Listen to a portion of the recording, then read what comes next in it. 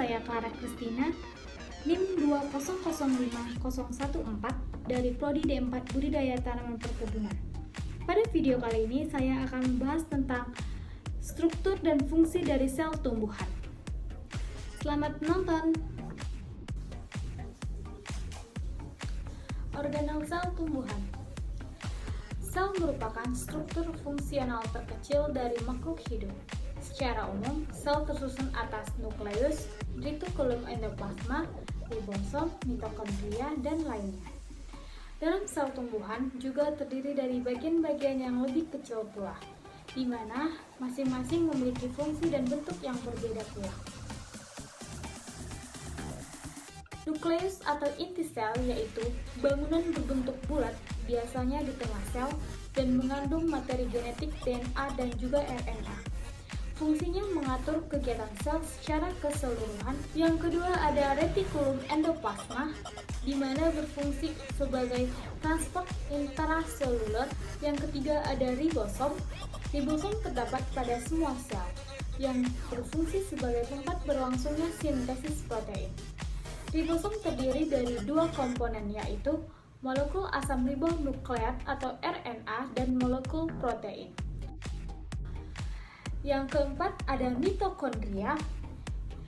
Mitokondria yaitu bangunan lonjong yang di dalam terdapat banyak lipatan-lipatan, berfungsi sebagai tempat berlangsungnya pernafasan sel, yaitu proses pemecahan glukosa oleh oksigen O2 menjadi energi, air, dan karbon dioksida.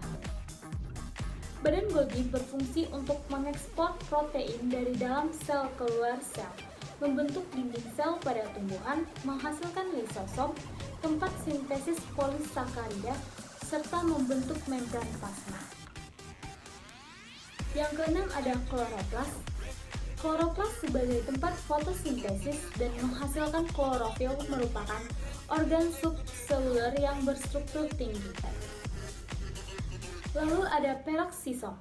Peroksisom adalah organel yang terbungkus oleh membran tunggal dari lipid dwilapis yang mengandung protein pencerap dan berfungsi untuk pemecahan molekul-molekul asam lemak dalam proses yang disebut beta oksidasi, serta membantu kloroplast pada saat melakukan respirasi dan sebagai pemecah asam lemak menjadi gula. Yang terakhir ada vakuola, yaitu memiliki banyak fungsi. Yang pertama, menimbun sisa-sisa metabolisme dan untuk penguraian molekul-molekul sederhana. Yang kedua, tempat penyimpanan air, cadangan makanan, minyak, enzim, pigmen, senyawa toksik, dan hasil samping metabolisme. Selanjutnya, pada sel tumbuhan terdapat lagi organel-organel sel lainnya, berupa yang pertama ada dinding sel. Dinding sel merupakan penyusun sel tumbuhan yang tersusun atas serat-serat selulosa bersifat tebal dan kaku untuk membantu mempertahankan bentuk sel dan melindungi dari kerusakan mekanis.